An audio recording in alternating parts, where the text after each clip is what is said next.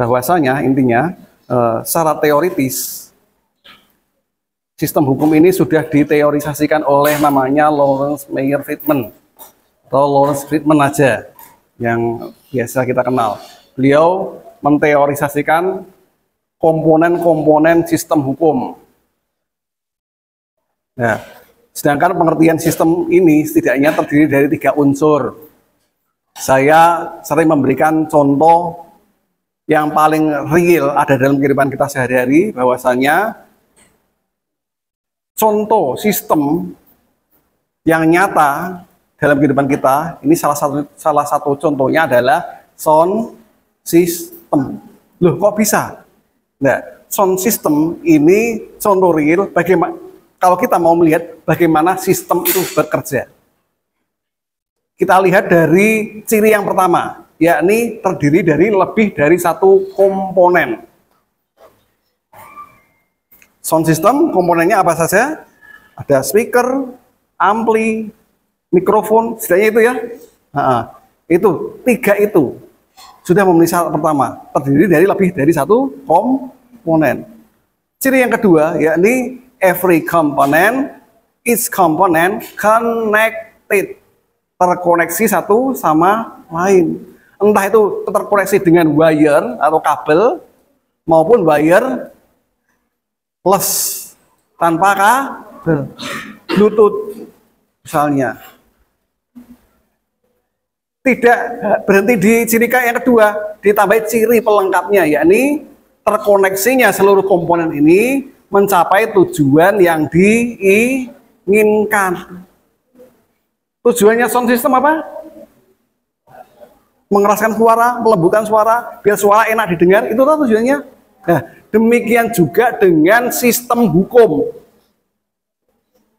Hukum ini tidak tunggal, melainkan terdiri dari berbagai rangkaian komponen. Menurut Lawrence Friedman, setidaknya ada 3 komponen, yakni legal substance atau substansi hukum, yang kedua legal structure, kelembagaannya, struktur hukum, dan yang ketiga adalah legal culture atau kultur hukumnya. Ya, fokus ke 2 komponen terlebih dahulu. Ini yang inti. Kultur atau budaya mengikuti masyarakat, mengikuti bagaimana kemauan negara menggarap peraturan yang telah ditetapkan. Gitu. Terkoneksi satu sama lain. 3 hal. Legal substance terkait dengan norma atau aturan. Kalau Anda dengar kata norma, berarti ini ngomongin tentang aturan atau peraturannya. Peraturannya bagaimana? Itu legal substance. Yang kedua, legal structure, terkait dengan kelembagaan, strukturnya. Dalam konteks keindonesiaan, yang menempati posisi ini adalah hakim sebagai aparat penegak hukum. Sedangkan legal culture-nya, kultur hukum, budaya hukumnya, bagaimana kepatuhan, ketaatan masyarakat terhadap hukum yang dibuat oleh negara. Apakah vonis-vonis peradilan, putusan-putusan hakim ini dipercayai oleh masyarakat dengan diwujudkannya mekanisme peradilan, keadilan akan diraih. Lah, masyarakat trust dengan peradilan atau tidak? Trust dengan hukumnya atau tidak? Tujuannya, terkoneksinya masing-masing komponen tadi mencapai tujuan yang diinginkan. Lihat tujuan hukum. Tujuan hukum itu apa? Tujuan hukum, kenapa hukum dibuat? Mencapai keadilan, mencapai kemakmuran alias kesejahteraan. Ada juga mendapatkan kemanfaatan. Ada juga terkait dengan adanya kepastian hukum. Supaya status hukumnya jelas. Nah, ini tujuan-tujuan hukum yang diincar, yang dicanangkan agar dapat dicapai. Cara mencapainya terlihat dari apa? Terkoneksinya seluruh komponen hukum. Nah, ini silakan diterapkan pada satu kasus. Misalnya perseteruan antara Yaimin dengan Sahara. Loh, mereka keduanya menempuh jalur hukum atau tidak? Atau memakai jalur-jalur alternatif di luar hukum? Kalau memakai jalur alternatif di luar hukum, berarti ada sisi di mana mereka tidak percaya dengan hukum, alias membuat jalur hukum menurut versi mereka. Jadi apa? Lewat jalur media sosial. Perang viral. Tidak cukup perang viral, memperebutkan pendukungnya, kamu blognya Yaimin atau Sahara, sampai mencari influencer untuk menjadi wasit. Wah, siapa yang menang di antara mereka? Nah, kalau dicermati fenomena seperti ini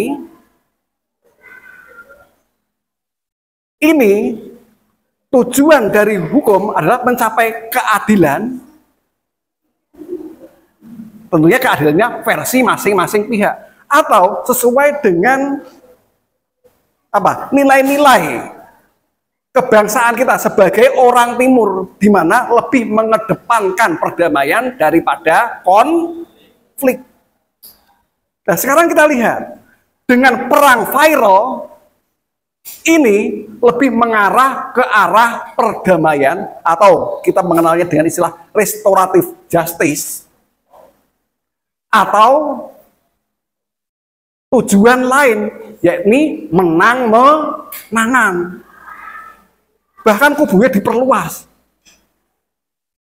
antara Arema dengan Madas. Waduh, meluas ini.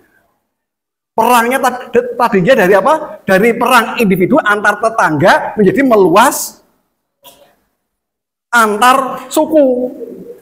Wah, ini yang saya sangat menyayangkan tuh apa? Nyuwun sewu. Saya menyayangkan kiainya. Kiai, nyuwun sewu, kiai itu tuntutannya berat. Figur seorang kiai kan paling ideal toh. Gitu. Ya, dia mampu memberikan teladan, contoh bagaimana mengatasi konflik dengan elegan tanpa memperbesar-besarkan masalah.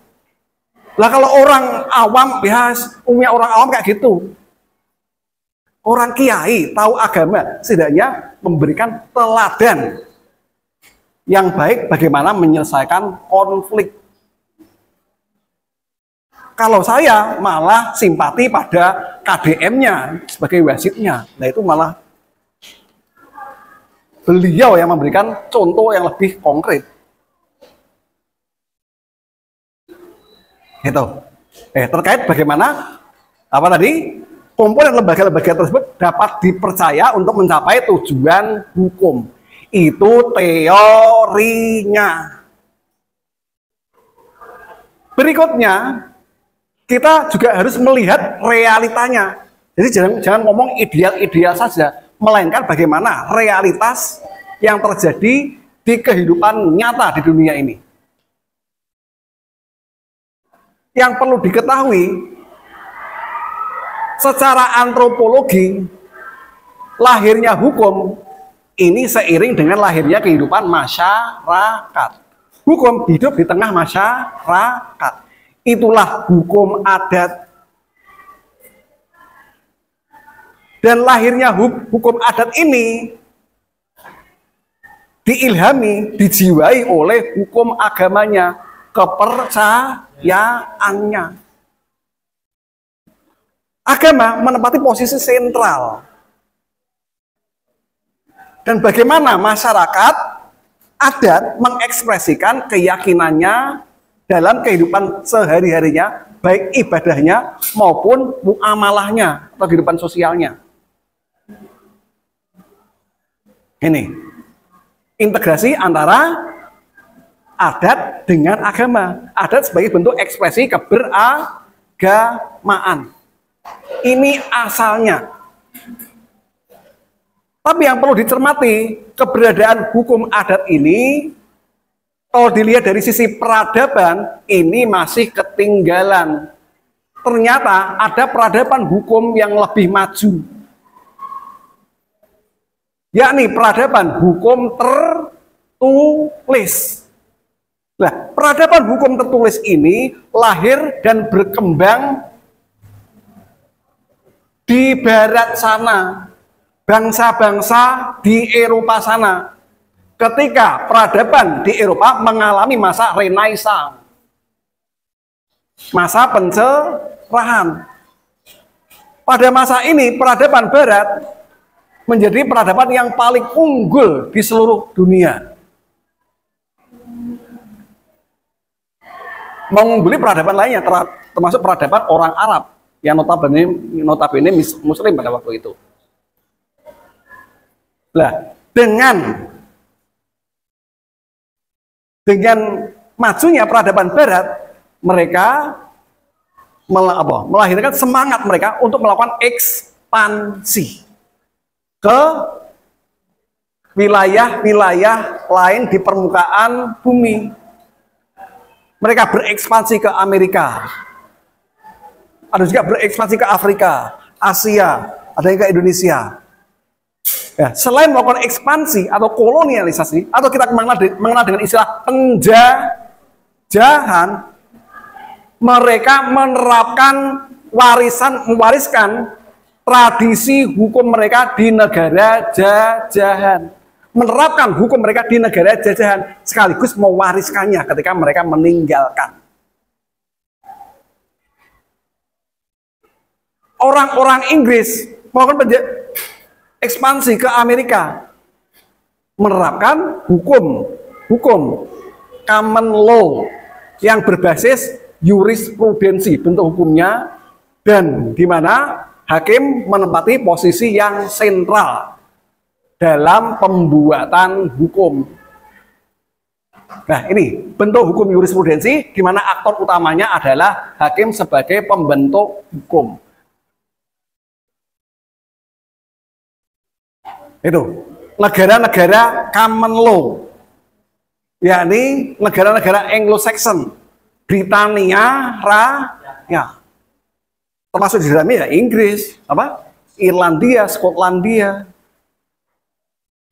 Itu peradaban, ada dua peradaban hukum yang berkembang di Eropa. Jadi peradaban tadi common law yang pertama, dan melakukan ekspansi ke negara-negara jajahannya. Tidak hanya Amerika, Afrika Selatan, India, dan tetangga kita Malaysia. Itu mereka mewarisi peradaban hukum common law, di mana hakim menempati posisi sentral dalam pembuatan hukum.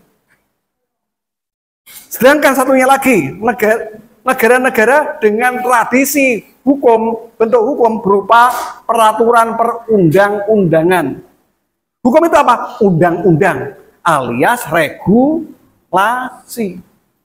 Nah, hakim bagaimana fungsinya? Hakim melaksanakan berpedoman pada undang-undang dalam memutuskan perkara. Ini berbeda. Nah, di antara dua karakter tradisi hukum ini yang kental dirasakan dalam konteks keindonesiaan, itu yang mana? Apakah common law atau civil law? Yang mana? Common law atau civil law? Bentuk hukumnya jurisprudensi atau regulasi? Jurisprudensi atau regulasi? Regulasi. Hukum itu apa? Peraturan perundang-undangan. Dan hukum buatan Belanda itu diwariskan ke Indonesia, bahkan ketika Indonesia sudah merdeka. Ini. Indonesia mewarisi hukum kolonial buatan Belanda. Tetapi peradaban juga mengalami dinamika, mengalami perubahan.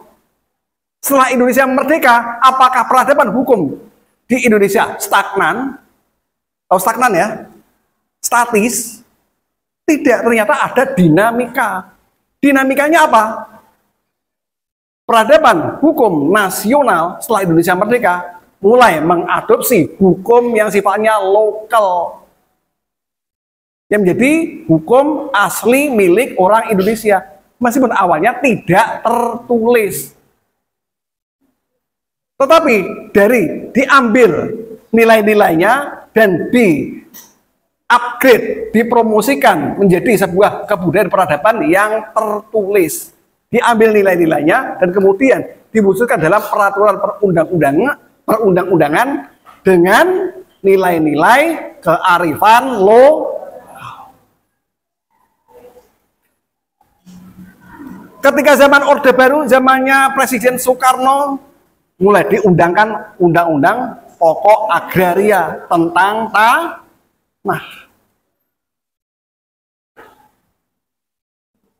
Ini mengadopsi hukum adat ulayat yang menjadi milik orang Indonesia asli, diangkat derajatnya menjadi hukum yang tertulis. Zamannya Presiden Soeharto, Orde Baru, mengangkat, mempromosikan hukum-hukum Islam dalam Undang-Undang Nomor 1 tahun 1974 tentang perkawinan. Nah, kalau kita melihat undang-undang tersebut kental dengan nuansa hukum Islam terkait dengan perkawinan, termasuk regulasi turunannya. Ditambah lagi apa? Regulasi-regulasi yang memasukkan apa?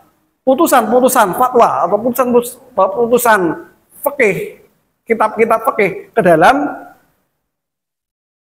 regulasi kenegaraan, dikompilasi hukum Islam. Anda pernah dengar KHI? Kompilasi hukum Islam? Nah, itu sangat kental dengan hukum Islam. Produk-produk fikih yang dipromosikan, yang diangkat menjadi bagian dari hukum negara. Kemudian pada masa reformasi, ternyata ada amandemen Undang-Undang Dasar 1945 di pasal 18B yang memberikan amanah, mencantumkan apa? Diregulasikan lebih lanjut terkait dengan nomenklatur institusi, namanya masyarakat hukum adat. Nah, berarti apa? Ada mempromosikan kembali hukum adat. Waktu itu ada dinamika pasang surut antara hukum adat dengan hukum agama. Nah, pada masa reformasi, hukum adat dipromosikan kembali. Setelah sekian lama banyak ditinggalkan pada masa Orde Baru. Bahkan komunitas-komunitas masyarakat hukum adatnya banyak yang berguguran, tidak mampu bertahan hidup di tengah masyarakat. Masyarakat hukum adat itu apa? Salah satu contoh konkretnya adalah desa adat. Nah, di mana dengan adanya kehadiran desa adat ini, masyarakat hukum adat ini, salah satu contohnya desa adat, bentuk hukumnya ada banyak, selain desa adat ada nagari, kampuang, dan seterusnya. Mereka bisa membentuk pemerintahan sendiri, pembuatan hukum sendiri, maupun pengadilan tersendiri. Dan ini apa? Membentuk institusi kenegaraan di lingkungan masyarakat hukum adat. Sehingga menjadikan institusi seperti desa adat ini menjadi institusi yang mandiri, yang otonom. Seperti halnya kalau Anda mendengar otonomi daerah, nah, keberadaan masyarakat hukum adat ini merupakan evolusi lanjutan daripada asas otonomi daerah. Ini, di mana secara peradaban di Indonesia ini, peradaban hukumnya mengalami evolusi, tidak hanya stuck mengikuti warisan kolonial Belanda sebagai penjajah saja, melainkan punya kemampuan untuk melakukan modifikasi, meskipun prosesnya bisa berlangsung lama dan sekarang pun belum selesai, masih berevolusi. Begitu materi terkait dengan sistem hukum ini. Kalau Anda muncul pertanyaan, silahkan dilontarkan. Terima kasih. Assalamualaikum warahmatullahi wabarakatuh.